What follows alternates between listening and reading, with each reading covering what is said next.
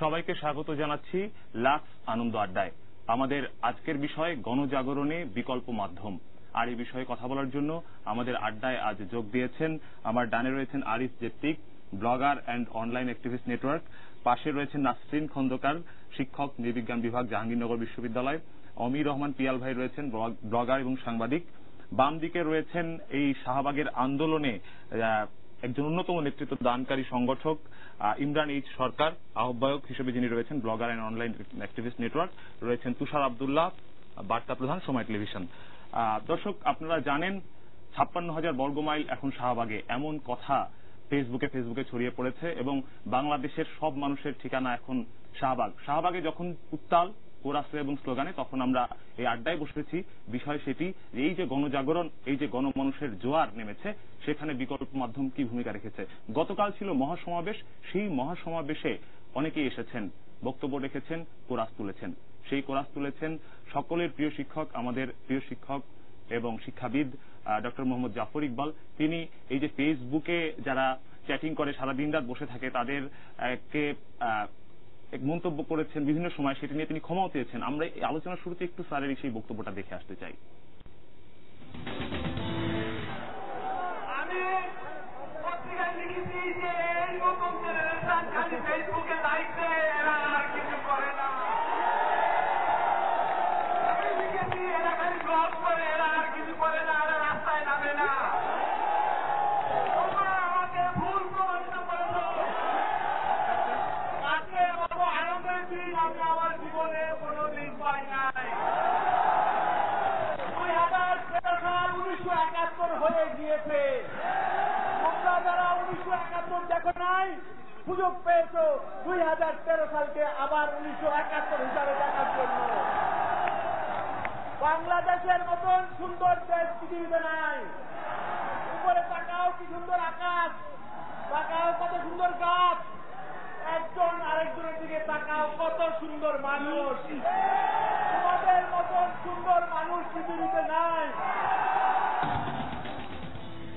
আমরা দেখলাম, ইমরান দেখলাম আপনি পাশেই স্যারের হাসছেন। তো এই যে স্যার ক্ষমা চেয়েছেন, আপনারা ব্লগে আন্দোলনের মধ্য দিয়ে, ব্লগে লেখালেখির মধ্য দিয়ে একটি গণজাগরণ ঘটিয়েছেন। কিভাবে শুরু হলো ঘটনাটি মঙ্গলবার? আসলে রায় ঘটনার পর আমি সকালবেলা ঘুমাইছি। সকালবেলা এই সোশ্যাল মিডিয়া ইয়াগুলো, ব্লগিং কিছু কাজ ছিল, কাজগুলো সেরে ঘুমাইছি। তো রায় হওয়ার আমি তখনও ঘুম থেকে উঠিনি। ব্লগাররা রায় শুনে সাথে সাথে সব আমার বাসায় চলে গেছে। বাসায় থেকে দরজা মোটামুটি রীতিমতো লাথি দিয়েই দরজা খুলাইছে আর কি আমারে। তো ঘুম থেকে উঠেই তো ইয়েটা হইলো। তারপরে টিভির সামনে বসলাম, দেখলাম বেশ মিছিলটি ছিল, বের হয়েছে বিভিন্ন জায়গায় প্রতিবাদ। তো এর মধ্যেই বসে বাঁধন স্বপ্নকথক আমাদের যে আরেকজন অর্গানাইজার, তারপরে আজাদ মাস্টার, তারপরে মারুফ রসুল, শনিবারের চিঠি, তো ওদের সাথে বসে বললাম এখন কি করা যায়, কারণ এটা তো কোনোভাবেই মেনে নেওয়া যায় না এইরকম একটা রায়। তো ঠিক আছে, আমরা তাহলে আর ব্লগ ট্লগ সব বাদ, আমরা রাজপথে নামি, চলে যা হবার হবে, এখান থেকেই রাজপথেই থাকবো। ব্লগে কোনো পোস্ট দিয়েছিলেন নিশ্চয়ই? না, একটা আমরা ফেসবুকে ইভেন্ট ছাড়ার সময় পাইছি, কারণ ব্লগ লিখতে গেলে সময় লাগে। ইভেন্ট ছেড়ে দিয়েই আমরা, ইভেন্টটা হলো যে ট্রাইব্যুনালে ঘোষিত কাদের মোল্লার এই সাজা, এটার ফাঁসির দাবিতে বিক্ষোভ মিছিল ও সমাবেশ বিকাল 3টায় শাহবাগ, বিকাল 3:30 শাহবাগ মোড়ে, জাদুঘরের সামনে আর কি। তো এটা দিয়ে আমরা ম্যাক্সিমাম 5 মিনিট এর মধ্যেই আমরা বের হয়ে যাই। বিভিন্ন এই যে ব্যানার বানাতে হবে, ব্যানার, ফেস্টুন, কাগজপত্র, এগুলো করার জন্য বের হয়ে যাই। আমাদের 4 জন 4 দিকে চলে যাই। কেউ একজন ফেস্টুনের দিকে, আমি ব্যানারের দিকে গেলাম, বাঁধনকে পাঠালাম ওখানে যাও, লোকজন আসবে। তো ব্যানার কাজ সেরে ম্যাক্সিমাম বোধ হয় 3টা বা 3:10 এরকম বাজছে আর কি। তো আমি ব্যানার নিয়ে গিয়ে দেখি যে ওখানে মিনিমাম 500 মানুষ। তো যেহেতু ডিসঅর্গানাইজড মানুষগুলো, সমাবেশ করতে গেলে মাইক লাগবে, মাইকের জন্য যারা গেছে ফিরে এখন আসেনি, মাইক তো একটা সময়ের ব্যাপার। তো মাইক আসতে আসতে একটাই উপায়ে লাইন ধরে দাঁড়ানো যায়, মানববন্ধনের মতো। তো মানববন্ধন দাঁড় করাইতেও মানুষজন বলছে মানববন্ধন করতে তো আসেন নাই, মিছিল করতে। তো আমি বললাম আপনারা দাঁড়ান লাইন হয়ে, একটা ডিসিপ্লিন ইয়াটা থাকে। সবাইকে লাইন ধরাইলাম, শাহবাগের যে এই মাথা থেকে ওই মাথা, ওই জাদুঘরের সামনে দিয়ে উল্টা দিক দিয়েও আবার এই মাথা মাথা, মানুষের কোনোভাবে জায়গা হচ্ছে না। তখন সবাই বলছে না চলেন এখানে তো ইয়ে হবে না, আমরা বিক্ষোভ মিছিল করি, আমরা শাহবাগ চত্বর সব বন্ধ করে দিই, সব কলাপস, এভাবেই দরকার নেই। মূলত তখনই আমরা একটা মিছিল নিয়ে আর কি রওনা দিলাম, যে মিছিলের ছবিটা হয়তো আপনারা দেখে থাকবেন বিভিন্ন পত্রিকায়, পরের দিন আসছে। জি। তো মিছিলে আমি একদম ফ্রন্টে ছিলাম, আমি তখনও জানতাম না মিছিলে আসলে কতজন ছিল। আমি পরে ছবিটা দেখলাম যে মিছিলেরও মানে প্রথম থেকে শেষ দেখা যায় না। আচ্ছা ইমরান ভাই একটু আসবো, একটু আরিফ ভাই আপনার কাছে আসতে চাই। এই যে ব্লগে ইমরান যেটি বললো যে আসলে একটি পোস্টের মধ্য দিয়ে আসলে শুরু হয়ে যাচ্ছে, তো আপনি অনলাইনে দীর্ঘদিন অ্যাক্টিভিস্ট হিসেবে কাজ করছেন, এই আন্দোলনটার ধরনটা কি একটু অন্যান্যগুলো থেকে ভিন্ন ছিল কোনোভাবে?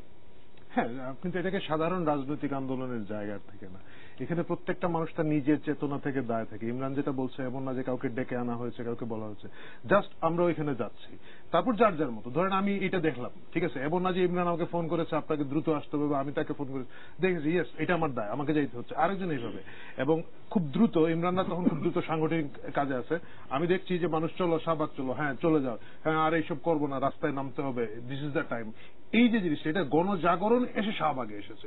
শাহবাগ কিন্তু গণজাগরণকে টেনে আনে নাই, সবাই মনে করেছে যে এই জায়গায় যেতে হবে, এবং এটাই একটা প্ল্যাটফর্ম হতে পারে যে প্ল্যাটফর্মে আমি আমার দুঃখ বেদনা কষ্টটা নিয়ে এখানে যাব। এই যেটা বলছে যে এটা কোনো সিদ্ধান্ত ছিল না যে শাহবাগ চত্বরে আসতে হবে, বসতে হবে, মানুষের প্রেশার। ইমরান আমরা ওইখানে বসছি, it's not that Imran can control, বা আপনি বা আরেকজন কন্ট্রোল করার কিছু নেই, মানুষের প্রেশার আমরা বসছি। এবং এইটা কিন্তু আজ পর্যন্ত এটা মানুষ চালাচ্ছে, এটা মানুষ চালাচ্ছেন। এখানে আমাদের কনভেনর হিসাবে ইমরান আছেন, একটা সমন্বয় করছেন। এইটা এমন না যে খুব জটিল ভাবে কিছু করা হচ্ছে, নিজ দায়িত্বে মানুষ। এই যে ব্যান্ডানাটা যে বানিয়ে এনেছে সে কিন্তু তার মতোই বানিয়ে আনছে, যে এটা করছে এই জায়গা থেকে এটা গণজাগরণ, গণমানুষ, এবং এই জন্য এটা গণমঞ্চ। জি, এই গণমঞ্চে নাসরিন আপা একটু যদি বলতেন যে মনস্তাত্ত্বিক একটি বিষয় মনে হয় কাজ করেছে, সেই জায়গাটা আসলে কিভাবে এই 4 দিন ধরে একইভাবে কাজ করছে মানুষ, 24 ঘন্টা টানা 100 ঘন্টা কিন্তু পেরিয়ে গিয়েছে আমরা যদি হিসাবও করে দেখি। আমরা দেখতে পাই যে বিভিন্ন সময় যেটা আপনি বললেন যে এটি কোনো দলীয় সংগঠনের আন্দোলন না, ঘোষিত কর্মসূচি না, এটা মানুষের চেতনার মধ্যে এই প্রতিবাদ বা ক্ষোভটা জন্ম নিয়েছিল। ফলে একটা তারা চাচ্ছিল যে একটা কোথাও যেতে গিয়ে এই ক্ষোভটা প্রকাশ করতে, এবং এটা যে একটা ব্যাপক ক্ষোভ ছিল তার সেটা আমরা আস্তে আস্তে দেখতে পেয়েছি। আমরা কিন্তু এটা খুবই অবাক করার বিষয়, কারণ যাদের আজকে আমরা ফাঁসি চাচ্ছি আমরা কিন্তু একটা সময় তাদের মন্ত্রিত্ব মেনে নিয়েছি, কিন্তু একটা পর্যায়ে আমরা ভাবতে শুরু করেছিলাম যে আমরা বোধহয় আর কখনো কোনো প্রতিবাদ করতে সক্ষম না, আমরা মরে গেছি, আমাদের প্রতিবাদের ভেতর আত্মাটা মরে গেছে। এই যখন বিশেষ করে যখন একের পর এক গার্মেন্টস শ্রমিকের গার্মেন্ট কারখানায় আগুন ধরছে বা বিশ্বজিৎ মারা যাচ্ছে, আমরা কোনো প্রতিবাদ করছি না। যেখানে দিল্লিতে ধর্ষণের বিরুদ্ধে মানে একটা গণ আন্দোলন তৈরি হয়েছে, সেখানে বাংলাদেশে এত প্রচন্ড ব্যাপক ধর্ষণের ঘটনার পরেও কিন্তু আমরা রাস্তায় নামি নাই। ফলে তখন মনে হচ্ছিল যে বোধহয় আমাদের ভিতরে প্রতিবাদের চেতনাটা নষ্ট হয়ে গেছে। কিন্তু এই ঘটনার ক্ষেত্রে, এই রায়ের ক্ষেত্রে, যেখানে মানুষ আসলে আমাদের মানুষ, বাংলাদেশের মানুষ দীর্ঘদিন ধরে আমরা ভেবেছি যে তারা আসলে হতাশ, তারা ভেবেছে যে কিছু হবে না দেশের, কিন্তু হতাশার মধ্যেও একটা আশা ছিল যে কোনো একদিন হয়তো বা এই লোকগুলোর বিচার হবে। সেখান থেকে ফলে যখন দেখলো যে এই বিচারটা হলো না, তখন আসলে একটা মানে প্রচন্ড হতাশায় মানুষ ভেঙে পড়েছিল। তখন তারা আসলে হতাশায় দেয়ালে পিঠ থেকে গিয়েছিল, তখন তারা আর কিছু ছিল না। ফলে ওই জায়গা থেকে একটা প্ল্যাটফর্ম সে খুঁজতে চেয়েছে যে কোথাও একটা গিয়ে আমার এই ক্ষোভের কথাটা বলি। ফলে এইটা ছিল একটা যুগোপযোগী বা সময়োপযোগী একটা মোমেন্ট, যে মোমেন্টটা ক্রিয়েট হয়ে গেছে, এবং ইতিহাস এই মোমেন্টটাকে তৈরি করেছে। এই ইতিহাসের মোমেন্টটা তৈরি করার ক্ষেত্রে পিয়াল ভাই ব্লগ কতটা ভূমিকা রেখেছে বিকল্প মাধ্যম হিসেবে? ব্লগের ভূমিকাটা আমি এভাবে বলতে চাই যে পুরো ব্যাপারটার সাথে আসলে আমাদের মুক্তিযুদ্ধের চেতনা জড়িত, এবং আমাদের একটা বড় অংশ, বিশেষ করে এই যে ব্লগার্স অনলাইন অ্যাক্টিভিস্ট নেটওয়ার্কের বেশিরভাগ আমরা সবসময় ওই চেতনাটাকে ধারণ করে এসেছি। যুদ্ধবিদের বিচারের পক্ষে লেখালেখি করা এবং এদের স্বরূপটা প্রকাশ, প্লাস মুক্তিযুদ্ধের ঘটনাবলী, এবং এগুলো নিয়ে যারা বিভ্রান্তি ছড়ায় তাদের ঠেকানোর একটা ব্যাপার ছিল। তো এই যে একটা প্রজন্মকে তৈরি করে নিয়ে আসা, আপনি খেয়াল করে দেখবেন 1971 সালের আমাদের যে মুক্তিযুদ্ধ শুরু হয়েছে, এইটার সূতিকাগার কিন্তু মানিনা থেকেই হয়েছে। 1 মার্চ ক্রিকেট মাঠ, হ্যাঁ, সেখানে যখন ঘোষণা আসলো যে নির্বাচন হবে না, ওই মানিনা বলে বাঙালি রাস্তায় নেমে গিয়েছিল, তারপর আমরা যুদ্ধে গেছি। এটাও কিন্তু ওই মানিনা থেকে হয়েছে। যে আমি প্রজন্ম তৈরি হয়েছি, আমাদের বিচার এত 40 বছর পর আমরা এসে বিচার করছি, সে রায়টা কিন্তু আমার মানে পছন্দ হয়নি, এবং আমি দেখছি যে আমার মতো আরো হাজার হাজার মানুষ একই রকম ভাবছে। এই আমি মনে করি যে এই যে প্রজন্মকে তৈরি করার এই ব্যাপারটাতে ব্লগের অবদানকে কোনোভাবে অস্বীকার করা যাবে না। আমি এই জায়গায় একটু অ্যাড করতে চাই, মানে এটা এমন না যে আজকে হঠাৎ করে হয়েছে, এটা এমন না যে ইমরান হঠাৎ করে একদিন নেমে গেছে। আমি এখানে যদি আমি যাই না ক্যামেরা দেখাবো কিনা, আপনি দেখবেন অমির রহমান পিয়ালের এই জায়গাটা অপারেশন করা লাগবে এখন, ঠিক আছে, এখানে কড়া পড়ে গেছে, কারণ সে দীর্ঘদিন গড়ে 18 ঘন্টা 16 ঘন্টা শিবিরের ক্যাম্পেইনের বিরুদ্ধে, জামাত শিবিরের বিরুদ্ধে করছে। এই কড়াটা কিন্তু তার একা না, মানে এই ধরনের কাহিনী। এটা এমন না যে ইমরান একদিন ফাইন মর্নিং সকালে ঘুম থেকে উঠেছে, তার কাছে যাচ্ছে কেন লোক, কারণ সে জানে যে উই আর স্টিল দেয়ার, আমরা দীর্ঘদিন ধরে একটা নতুন প্ল্যাটফর্ম এখানে প্রজন্মটাকে তৈরি করা হচ্ছে। কিন্তু আজকে বাংলা ব্লগের ইতিহাস যদি আপনি দেখেন, কিছু কিছু ব্লগ আছে যেখানে জামাত শিবিররা কাহিনী করছিল, এর প্রতিরোধ প্রতিবাদের মধ্য দিয়ে ক্ষোভটা ধীরে ধীরে এই জায়গায় এসে। এখানে তুষার ভাই কাছে আমি আসতে চাই। তুষার ভাই, আপনি যদি একটু বলতেন যে এই যে দেখছি যে কড়া পড়ে যাচ্ছে দীর্ঘদিন থেকে, আপনার একটা বইও আমরা দেখি যে মিডিয়ার পোস্টমর্টেম, তো মূলধারার মিডিয়া আসলে এখানে ব্যর্থ কি? না, মূলধারার আমরা এই কথাটাই বলছি বিকল্প। মূলধারায় কি? মূলধারায় হচ্ছে আমি যে কথাটা বলতে চাই, এটা যখন মূলধারার গণমাধ্যমে বলছি, তখন ওই যে গণমাধ্যমটা তার একটা পলিসি আছে, তার একটা এজেন্ডা আছে, সেটার সঙ্গে যদি আমার মিল হয়, তাহলে আমার কথাটা চিঠিপত্র আকারে হোক বা অন্য যে কোনো উপায় হোক সেটা প্রচার হচ্ছে।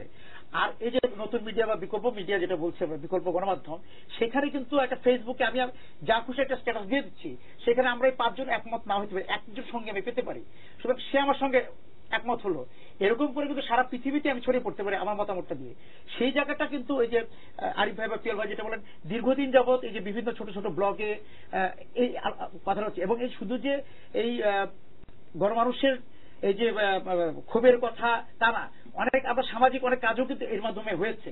আর আরেকটা হচ্ছে যে দীর্ঘদিন যাবত যে কথাগুলো মানে মূলধারা গণমাধ্যম থেকে যখন গণমানুষ হারিয়ে যাচ্ছিল, গণমানুষ ঠাঁই পাবে কোথায়, কোথায় তার ঠাঁইটা নিবে, তারা কিন্তু এই বিকল্প মাধ্যমে যে ঠাঁইটা নিয়েছে, যে যেখানে তার কথাগুলো যাচ্ছে, অর্থাৎ মূলধারার গণমাধ্যমে গণমানুষ কিন্তু মানে আগের অবস্থানে নেই, আস্তে আস্তে তার অবস্থাটা ছোট আসছে, তখনই কিন্তু ব্যাপকতা পেয়েছে বিকল্প মাধ্যম। তার মানে আপনার মূলধারার মিডিয়ার এখানে একটি ব্যর্থতা থাকছে, পত্রিকা বলি বা টেলিভিশন বলি। মূলধারার গণমাধ্যমটা কিন্তু শুরু থেকেই কোন একটা মালিকের দ্বারা পরিচালিত হয়েছে, কোন একটা পলিসি দ্বারা পরিচালিত হয়েছে। ফেসবুকে আমার অ্যাকাউন্ট কিন্তু আমার পলিসি দ্বারা চলে, এটা কিন্তু কোনো মালিক পক্ষ কোনো কর্পোরেট দ্বারা পরিচালিত হয় না। আমার অ্যাকাউন্টে আমার একদম ব্যক্তিগত, সেটা অমি ভাই বা ইমরান ভাই বা আপা এটা মানতেও পারে, না মানতে পারে, কিন্তু আমার এটা কিন্তু প্রচার হচ্ছে, দেখে আমাকে সমর্থন করতে পারে নাও পারে, সেটা তার ব্যাপার, কিন্তু আমি কিন্তু আমার কথাটা ছড়িয়ে দিচ্ছি, যেটা মূলধারা গণমাধ্যম এই দায়িত্বটা নেয় না। কিন্তু এখানে আপনি যেটা বলছেন যে বিকল্প মিডিয়া যেমন নিজস্ব ফেসবুক অ্যাকাউন্টে আমরা যা খুশি তাই করতে পারি, যেতিক ভাই বলছিলেন যে এখানে জামাত শিবিরও কিন্তু এর মধ্য দিয়ে একটি আন্দোলন ছড়িয়েছে। আজকে জয় হয়েছে কাদের? আজকে কিন্তু জয় হয়েছে তাদের বিরুদ্ধে বা তাদের মতামতকে যারা অস্বীকার করছে বা মানি না বলছে, তাদেরই তো জয় হয়েছে। তাদের কথা মতোই তো আসলে আমরা দেখছি যে প্রজন্ম চত্বরের লোক জমায়েত হয়েছে। সুতরাং মতামত আসবে, বিভিন্ন রকম মতামত আসবে, সেখানে কোন মতামতটার সঙ্গে মানুষ নিজেকে সম্পৃক্ত করছে সেটা হচ্ছে মূল বিষয়। তো অনলাইন অ্যাক্টিভিজমের একটু যদি নাসরিন আপার কাছে জানতে চাই, আপনি অ্যানথ্রোপোলজির শিক্ষক, নৃবিজ্ঞানের শিক্ষক, অনলাইন অ্যাক্টিভিজমের এই যে একটু প্রসার ঘটছে গত 1 দশক থেকে, তার প্রভাবটা আসলে খুব সংক্ষেপে আমরা একটি বিরতিতে যাওয়ার আগে যদি বলতেন, কিভাবে আসলে এই প্রভাবটি মানুষের মধ্যে? কোনো আন্দোলনের ক্ষেত্রে আমরা দেখতে পাই, যেহেতু আপনি বললেন যে প্রত্যেকটি মিডিয়া মানে প্রচলিত মিডিয়াগুলোর একটা কর্পোরেট ইন্টারেস্ট থাকে, এবং কর্পোরেট ইন্টারেস্ট কিন্তু কখনোই সমাজে কোনো অস্থিতিশীল অবস্থা তৈরি করতে দেবে না। ফলে এই বিকল্প মিডিয়া হচ্ছে এমন একটা মাধ্যম যেখানে ব্যক্তি ইন্ডিভিজুয়াল পারে তার মতামতটা সরাসরি প্রকাশ করতে, এখানে কোনো সেন্সরশিপের মধ্যে দিয়ে যাচ্ছে না।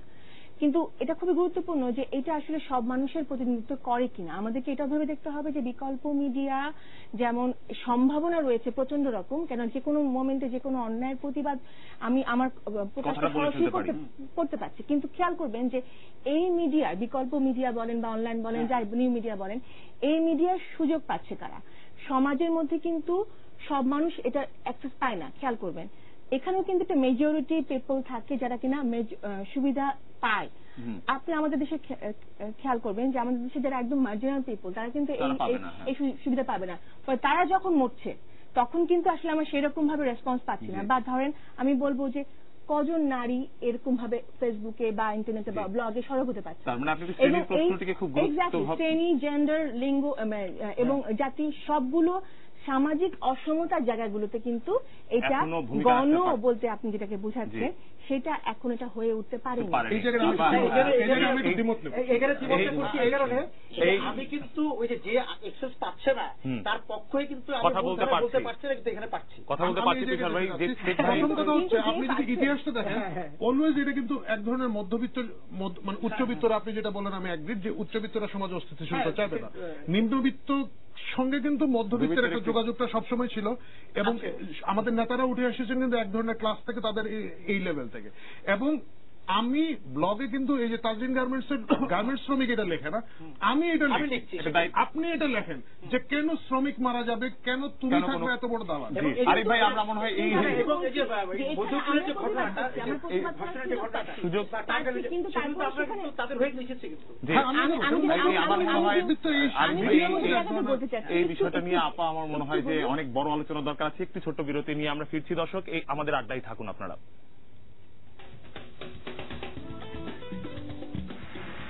আনন্দ আড্ডায় সবাইকে আরেকবার স্বাগত জানাই। আমরা একটি বিষয় নিয়ে আলোচনা করছিলাম যে যে বিকল্প মাধ্যম, সেই বিকল্প মাধ্যমে আসলে গণমানুষের জায়গা কি আছে কিনা, তেমন একটি প্রশ্ন নিয়ে আলোচনা চলছিল। কিন্তু শাহবাগের আন্দোলনে নাসরিন আপা আপনি যেটা বলছিলেন, শাহবাগের আন্দোলন কিন্তু আমার মনে হয় সেই বক্তব্যটির অনেকটা সমাধান দিয়ে দিয়েছে। আমি বলতে চাচ্ছিলাম যে শাহবাগে যারা পার্টিসিপেন্ট যারা এসেছেন তারা কিন্তু এই রায়ের বিরুদ্ধে তাদের যে ক্ষোভ, সেটা তারা আসলে নিজেদের বিষয় বলে মনে করেছেন এবং তারা তখন মনে করেছেন যে আমার বিষয়, আমার পরাজয়, এই রায় মেনে নেওয়া মানে আমার পরাজয়। আমি এখানে বাংলাদেশি, আমার যে ভিত, যার যে দেশে আমার ভিত রচিত হয়েছে, সেখানকার দায় আমার তাহলে মুক্তি হলো না। পরে এখানে সে নিজের মনে করেছে, কিন্তু কারণ কি মোস্ট অফ দ্য পিপুল এখানে যেটা এই চেতনার মধ্যে তারা ধারণ করে।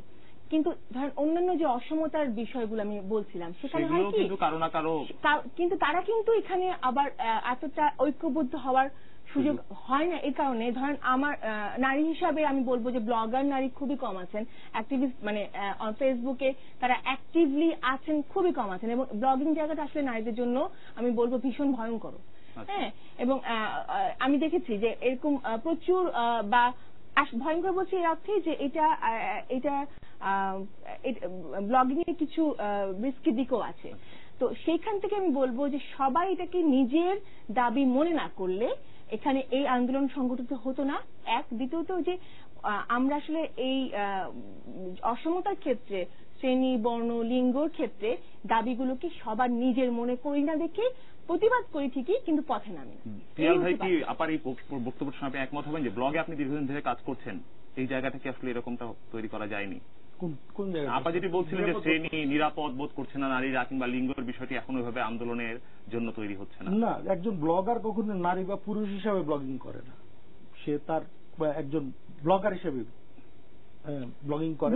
কিন্তু যখন ইস্যুগুলো চলে আসে যে জেন্ডার ইস্যু বা জেন্ডার ডিসক্রিমিনেশন, তখন হয়তো একটা ব্যাপার কাজ করে যে এটার বিপরীত মতটা। হ্যাঁ, এবং যেহেতু ব্লগে একটা মানে অসুবিধা যেটা উনি হয়তো মেন করেছেন সেটাই যে মানে মডারেশনের ব্যাপারটা নিয়ে অনেকে ওই সুবিধাটা নিয়ে হয়তো একটা ভিন্ন নাম নিয়ে এসে অপমানজনক কথাবার্তা বলে, এটা রাজনৈতিক ক্ষেত্রেও দেখা যায়। আমি সবচেয়ে বেশি ফেস করি এটা। আমি একটু স্পেসিফিক করে তাহলে ক্লিয়ার হবে যে ব্লগিং এর ক্ষেত্রে যেটা হয় যে অনেকে আমরা ফেক আইডি ব্যবহার করতে পারি, যেটা খুব ভয়ঙ্কর। যে এই কারণে যে আমি আমার পরিচয় গোপন করছি, কিন্তু যখন কেউ নিজ পরিচয়ে আসছেন তখন কিন্তু তিনি আক্রান্ত হচ্ছেন। যে আক্রমণ করছে, আরিফ ভাই আপনার মনে হচ্ছে যে এমন এই সমস্যা ইমরানের আমার মনে হয় যেটা বলতেছেন যে এই ব্লগে আসলে মেল ফিমেল এরকম কিন্তু কোনো ইয়া নাই। ব্লগে আপনি সোশ্যাল মানে ফেসবুক আর ব্লগ কিন্তু ডিফারেন্ট। ব্লগে ধরেন শনিবারের চিঠি, ওকে দেখে আপনি কেমনে বুঝবেন? শনিবারের চিঠি ওর দেখে মানে ওখানে কোনো উপায় নাই কে ব্লগ করতেছে সে মেল না ফিমেল। ওখানে মেল ফিমেল ইয়ার কোনো অল্প সংখ্যক মানুষ কিন্তু সরামে লেখালেখি করে বা আমার মনে হয় যে এটা কি আসলে এমনিতেই আমাদের সামাজিক ভাবে নারীর যে অবস্থান তার প্রেক্ষিতেই মানে সমীকরণগত ভাবে ব্লগের জায়গাটা যে কোনো সামাজিক অসুবিধা আমাদের আমাদের অসমতা আমাদের মাথার মধ্যে থাকে তো, তাই না? সেটারই সেখানকার আমরা তো মানে ব্লগিং তো সমাজের বাইরের কোনো জায়গা না। অ্যাপারেন্টলি মনে হচ্ছে এটা ভার্চুয়াল জগৎ, কিন্তু ভার্চুয়াল জগৎ তো আসলে আমাদের যে রিয়েল জগৎ তারই উপরে সেখানকার আমার মনে হয় আপনার সাথে একমত। মূল কথাটা হচ্ছে আমরা শাহবাগ চত্বরের যদি আবার আলাপটাকে ফিরিয়ে নিয়ে যাই, তাহলে বাংলাদেশের প্রতিটি মানুষ মনে করেছে এটা তার ইস্যু।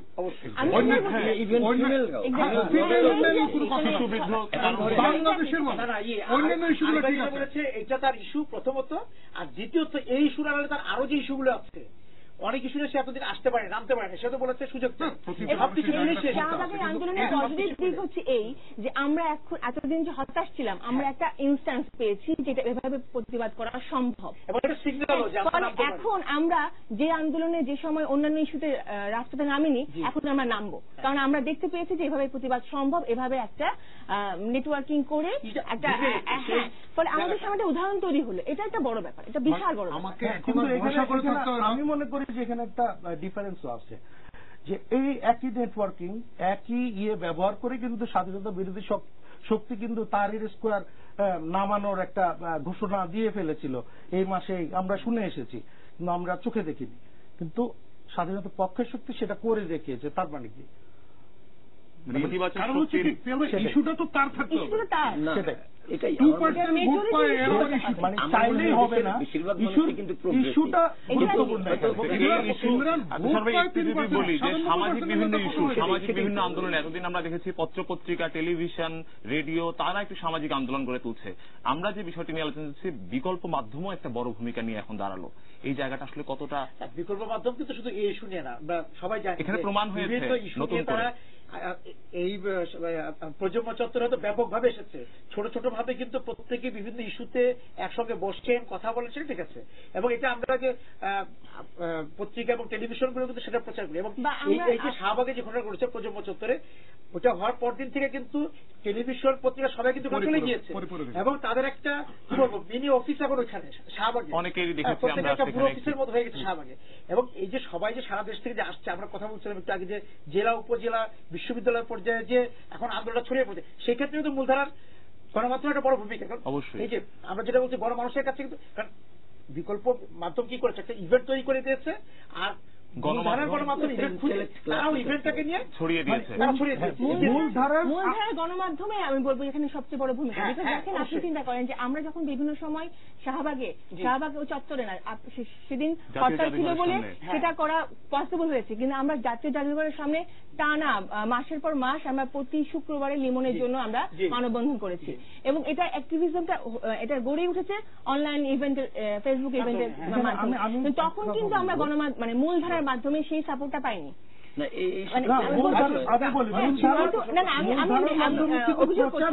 সাহায্য করছে আপনি যেটা বললেন, কিন্তু এখানে একটা ব্যাপার তো যে মানে মূলধারা মিডিয়া আমাদের উপর একটা আন্দোলন সামাজিক ইস্যু দেখিয়ে দেয়, চাইলে আমরা সেটা নামতে পারি, নাও নামতে পারি।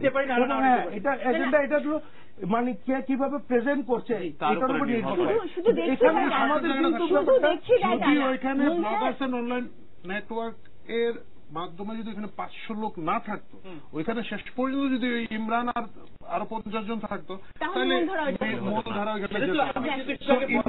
আমি লিড করেছি। আমি জায়গা থেকে যদি প্রশ্নটির উত্তরটা দেন, আসলে এটা গণতান্ত্রিক একটি প্রশ্ন তিনি করেছেন, আসলে অন্যান্য ইস্যুতে আন্দোলন না, ইস্যুতে তো এটা তো বলেছে যে আমরা এর আগে কিন্তু এই যে লিমনের ব্যাপারে যেটা আপা বললেন, তখন এখন আকারটা ছোট ছিল, হয়তো তখন এটা জাদুঘরের সামনে ছিল, কোনটা জাহাঙ্গীরনগরের ইউনিভার্সিটিতে ছিল, কোনটা ঢাকা বিশ্ববিদ্যালয়ে ছিল, কিন্তু ওই যে আরিফ ভাই যেটা বলেন কতজনের পার্টিসিপেশন ছিল সেটা দেখে মিডিয়া প্রচারটা ওইভাবে করেছে, তার কাভারেজের জায়গাটা ওই জায়গায় ছিল। তিনি বলছেন বাধা পাবেন কিনা অন্যান্য আন্দোলন যদি করেন, কি মনে হয়? যদি গণমানুষের দাবি হলে তো আসলে সরকারের বাধা দেওয়ার সুযোগ নেই। আপনি চিন্তা করেন যে সমাবেশ হলো সাধারণ মানুষ, শাহবাগে আমাদের রাজধানী কেন্দ্রে ঘটনাটা ঘটছে বলে, কিন্তু এই লাখো মানুষের গণজোয়ার কিন্তু আমরা ফুলবাড়িতে দেখেছি। তখন কিন্তু আমরা মানে মিডিয়া কিন্তু সেখানে যায়নি, ওই ফুলবাড়ির পিকচার কিন্তু একদম ডিফারেন্ট। এখানে আমার চোখের সামনে দেখছি রাজধানীকে আমরা যত বেশি হাইলাইট করি আমরা ওই এটা মিডিয়ায় ব্যাপার। আমি মিডিয়ারই আলাপের আগে ওই ফুলবাড়িতে গিয়েছে, এটা কিন্তু গিয়েছে আমি এর আগে একটা জিনিস এই প্রশ্নকর্তাকে এটা খুব সিরিয়াস জিনিস বলার উচিত। এটা কিন্তু ঠিক না যে সরকার সহযোগিতা করছে, ইটস ডেঞ্জারাস কথা। সরকার কোনো সহযোগিতা করছে না, সরকার আমাকে আমার গণতান্ত্রিক অধিকার করতে দিচ্ছে। এর আগের দিন জামাতে ইসলামকেও সে মতিঝিলে মিটিং করতে দিয়েছে, তারপরের দিন যেদিন আন্দোলন চলে বুধবারে সেদিনও রাজধানীতে একটি মিছিল করেছে। সো সরকার সরকারের জায়গায় আছে, সরকার হ্যাঁ সরকার পিটিয়ে তুলে দিচ্ছে না, সেটা একটা জায়গা। কারণ হচ্ছে কি এই ইস্যুটা যে মানুষের ভিতরে আছে, সরকার নিজেও এটার একটা পক্ষ, কারণ সরকার নিজেও যুদ্ধাপরাধীর বিচার চায়, কারণ সেই তো মামলাটা করেছে, মামলাতে তো আমি বাদী না। সুতরাং এটা কমপ্লিট, এটা মানে এইগুলো হচ্ছে কি আশেপাশে থেকে এক ধরনের প্রপাগান্ডা ছড়ানোর চেষ্টা করা হচ্ছে এবং আমরা জানি কারা এটা করছে, এই ধরনের কোনো কথা না। সরকার বড় জোর এটা করছে, আমাকে প্রথম দিনটা পিটানো দেয় না। এখানে একটা বিষয় যে সরকারের আসলে সেই সুযোগ ছিল না। এই আন্দোলনটাতে আপনারা খেয়াল করবেন সব একই বয়সের এবং সব তরুণ, তরুণ প্রজন্মের এই যে এরকম একটা আন্দোলন যারা ওখানে আছে সব তরুণ, এটা আসলে একটা ম্যাটার অফ ওয়ার্নিং। এটা যে কোনো গভর্নমেন্টের জন্যই, এটা প্রত্যেকটা পলিটিক্যাল পার্টি বোঝার চেষ্টা করেছে প্রথমে, যখন দেখেছে যে তাদের রাজনৈতিক ইস্যুর সাথে মিলে, মানে মোটো যেটা আরিফে বলেছে, তখন তাদের তো এখানে বাধা দেওয়ার প্রশ্ন সুযোগ নাই। হ্যাঁ মানে অন্য কেউ হইলেও তো এখন ইমরানের সরকার রাষ্ট্রদ্রোহী মামলার 1 নম্বর আসামি। আমরা একটু আসবো দর্শক, আরেকটি ছোট্ট বিরতিতে যাচ্ছে, আড্ডায় থাকবেন।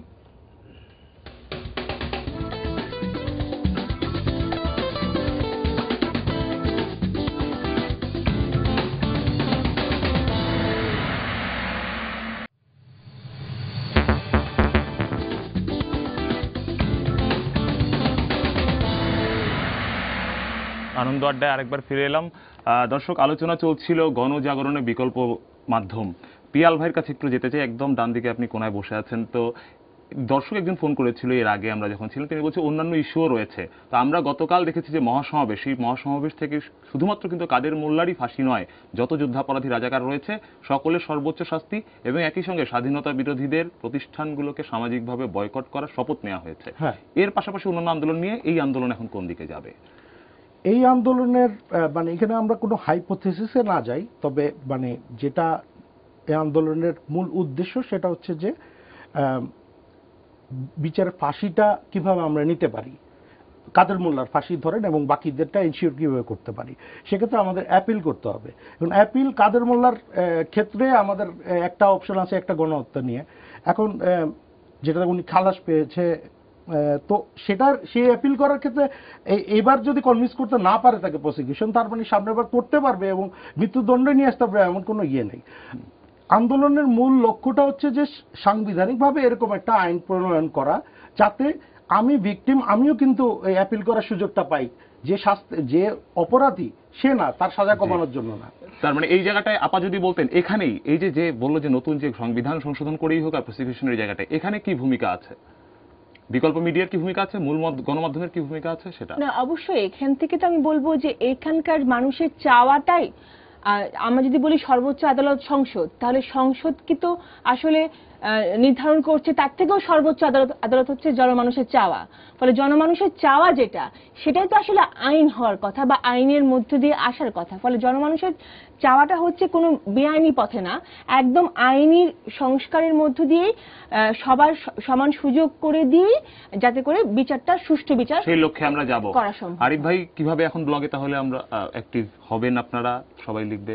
আমরা তো সবসময় অ্যাক্টিভ, আমরা নতুন অ্যাক্টিভ, মানে আমরা এই ইস্যুগুলো নিয়ে সবসময় সোচ্চার আছি, এখনো আছি, আগামীতেও থাকবো। প্রত্যেকটা রায়ের সময় থাকবো, রায়ের পরেও থাকবো, কারণ রায় শেষ হবে শুধু চিহ্নিত যুদ্ধাপরাধীদের, এরপরেও যে চিহ্নিত যুদ্ধাপরাধীদের ছানাপোনারা থাকবে। আমরা এই এন্টি বাংলাদেশ রাজনীতির বিরুদ্ধে সবসময় থাকবো। বাংলাদেশের রাজনীতি বাংলাদেশের মধ্যে থাকবে, বাংলাদেশের প্রতিটি রাজনৈতিক দলকে বাংলাদেশকে বিশ্বাস করে রাজনীতি করতে হবে। এই জায়গাটায় আমাদের সক্রিয়তাটুকু সবসময় জারি থাকে। সেই ব্লক থেকে রাজপথে কিভাবে থাকবেন আপনারা ইমরান, যেভাবে চলছে আন্দোলন? আমরা তো রাজপথে নেমে গেছি অলরেডি। আমাদের যে গতকাল গণজাগরণ মঞ্চ থেকে যে গাইডলাইন দেওয়া হয়েছে, আমরা একটা বাংলাদেশের স্বপ্ন দেখাইছি। কিন্তু টোটাল গাইডলাইনটা যদি দেখেন, যে আমরা এইরকম বাংলাদেশ চাই, এই গণজাগরণ মঞ্চ এইরকম একটা বাংলাদেশ চায়। এই বাংলাদেশ অর্জিত না হওয়ার আগ পর্যন্ত আমরা রাজপথেই থাকবো। জি তুষার ভাই, আমি শেষ করতে যাব, কিন্তু একটা জায়গা বলতে চাই যে শাহবাগের যে গণজাগরণ মঞ্চই আমরা বলি, প্রজন্ম চত্বরই বলি, এই আন্দোলনে গণমাধ্যমের ভূমিকা। না, গণমাধ্যমকে খুব সতর্ক ভূমিকা পালন করতে হবে। শুরুর দিকে একটু গণমাধ্যম একটু কেন্দ্রীভূত ছিল না, সে কি বলতে চায় এবং এই যে আন্দোলনটা কোন দিকে সেটা নিয়ে তারাও হয়তো একটু দ্বিধার মধ্যে ছিল। এখন কিন্তু আমরা আলোচনা যেটা বলেছি একদম আমাদের এই জাগরণের মঞ্চের যে কি চাহিদাটাকে কি এবং কোন জায়গায় এই দাবিটা কেন্দ্রীভূত সেটা ঠিক হয়ে গেছে। সেখান থেকে যাতে কোনো রকম টুইস্টিং না হয় ওই জায়গাতে থাকা। এবং শুরুতে আমরা একটু ভুল করেছিলাম যে সবাই এসে বক্তব্য দিচ্ছে, সবার যে কারো বক্তব্য নিচ্ছে, তারা এখন কিন্তু আমাদের মূলধারা গণমাধ্যমগুলো অনেক সচেতন হয়ে গেছে, তারা গণমানুষের বক্তব্যগুলো কিন্তু প্রচার করছে আমরা, সর্বসাধারণের। সেই জায়গায় একটু সতর্ক, কারণ অনেকে অনেক সুযোগ নেওয়ার চেষ্টা করবেন, এত বড় একটা গণজমায়েত, সেই জায়গায় আমাদের একটু সতর্ক থাকতে হবে একদম শেষ দিন পর্যন্ত। সেই তুষার আব্দুল্লাহ যে সতর্কতার কথা বললেন, এবং সকলে মিলে আমরা ব্লগে, ফেসবুকে, অনলাইনে এবং মূলধারার গণমাধ্যমে সতর্ক থেকে শাহবাগের আন্দোলনকে লক্ষ্যের দিকে নিয়ে যেতে পারবো, তেমন আশা থেকে শেষ করছি আজকের আনন্দ আড্ডা।